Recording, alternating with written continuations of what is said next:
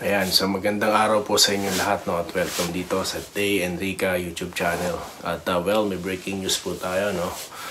At yan na nga po ang sinasabi ko, no, sa ating nakaraang content na yung pagre-resign po ng ating Vice Presidente bilang miyembro, no, ng gabinete ng executive gabinete ni President Bongbong Marcos. Well, this is not a happy day para sa ating lahat, no, dahil ito na rin po ang deklarasyon, no, or confirmation na wala na nga pong unity, no. So it's already been finished, no. At ating title nga po niyan is Puno na yung Salok. Kasi po magbibigay po tayo ng ilang mga posibleng dahilan, no, ng kanyang pagre-resign at ano ang ating tatahakin sa mga susunod na panahon. Ayan. Okay, so bago po yan, ako po muna ibabati sa inyo, no, ng isang magandang araw sa inyo lahat, saan man po kayo.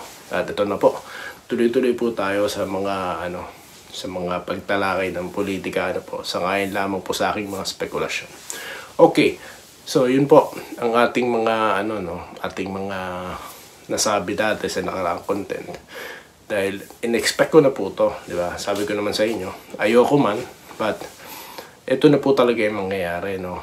Kung nababasa nyo po ang takbuhan ng politika, mga nangyayari sa paligid, ito po talaga mangyayari, no. Pagamat sinasabi ko nga na ayaw kung mangyayari, pero ito na nga. Okay, ano ba ang mga naging mitya? Bakit nagkaroon ng mga, or bakit nag-resign ang si VP Sara? Well, kung masusundan nyo po lahat ng balita, no, nag-ugatan lahat, no.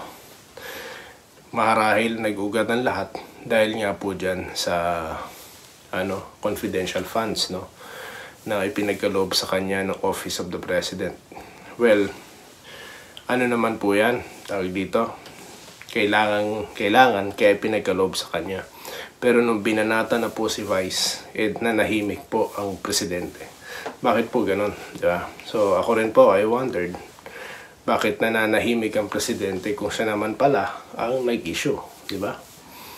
Kasi yun po nangyari, di naman pupunta sa kanya kung di naman pinigay, di ba? So, you know the purpose, bakit tahimik ka bang binabanatan? Yun nga ba sinasabi natin na hindi siya pinagtatanggol, di ba? Tapos, nung binabanatan siya sa Congress, tahimik din ang Presidente, di ba? Kaya kasi sabi natin noon, nung panahon ni BP Leni, mismong si Presidente Duterte, dating Presidente Duterte, nagsabi na stop, di ba? Dahil yung mga sumisip-sip sa Pangulong Duterte dati, may mga suggestion ng ng mga impeachment. So, walang kwenta, kaya pinatigil sila ni dating Pangulong Duterte, no? At ngayon, ito na yun, yung ibang mga congressman, yan naman ang ginagawa ngayon. So, ako din, nagtataka bakit nanahimik. So, yun po yung mga bagay. Tapos ngayon, yung mga nangyayari, tignan nyo naman yung mga sunod-sunod na suspension sa mga Duterte Alliance, di ba? Tapos, ito pang mga mismong nasa mga gabinete, no, or yung mga taga-suporta nila, ang nagtatanong bakit daw tahimik ang Vice Presidente dyan sa South China Sea. Hinihingan nila ng mga komento, hindi naman niyo po trabaho yun. Di ba? So, you wanted her to comment kasi nga nandyan siya as Vice President, di ba? So, sa inyo, sa kanila, dapat magkomento ka. Dapat po talaga kasi nagsasalita dyan ang Presidente. At alam naman po natin ang stand dyan ni Vice President, di ba? Bago pa po tumakbo si Vice President, may stand na po dyan, di ba? Kaya nga po natin binoto ang administrasyon ito dahil akala natin titindig sila sa stand na yan natin, no? Na independent foreign policy po tayo, di ba? Friends of all, enemy to none, ganon. Iba na po kasi naging takbo. Tapos ngayon, you will expect her to support that. Di ba? Kung di naman dahil sa dating Pangulong, dahil sa Vice President, di ba? Di naman mananalo ang Pangulo So, bakit mo siya pasusunurin sa stand, no? Na hindi naman niya tinatayuan. Di ba? Kaya po, para sa akin, kaya tahimik siya, di ba? Si Vice President. Hindi, bumabakbak tong mga tong mga vlogger, no? Ng administrasyon. mga vloggers na kakampi ng administrasyon, di ba? Na di umano. Wag po muna natin mag-usapan yun. Anyway, so yun na nga, ano pa bang mga kaganapan dyan? Yung tawag dito, yun nga, mga nangyayari sa Davao City, di ba? Yung mga pagtatanggal sa mga pulis, yung mga opisyal, tapos yung mga kaalyado na tila nagigipit, po. Katulad nga ni Pastor Kibuloy, di ba? Ginabitan ng sobrang daming pulis. Kaya nga po nung time na yun, naghahanap na rin po ng si Vice President Duterte, Vice Mayor Duterte kay Bongo. Mapag-usapan po natin sa separate content yan. So, tapos ito pa, yung sinabi ni Madam First Lady Lisa Araneta Marcos na bad shot daw siya, no? Kay BP Sara, parang gano'n, no? Gano'n. Nandun din naman sa event na yun si Senator Amy. Anong masasabi mo, nandun din sa maisog na yun sa Davao nung sinabi yun ng dating Pangulo, di ba? Did she comment about the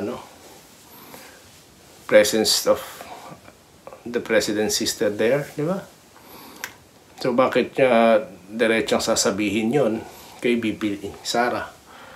Kaya porket sila na nakaupo. Uulitin ko po, ako po yung naniniwala na kung hindi po nag-join force ang Duterte Marcos, President Marcos, hindi po siya magiging presidente dahil kalakasan po talaga hanggang ngayon naman ng mga Duterte. At ito na nga po ang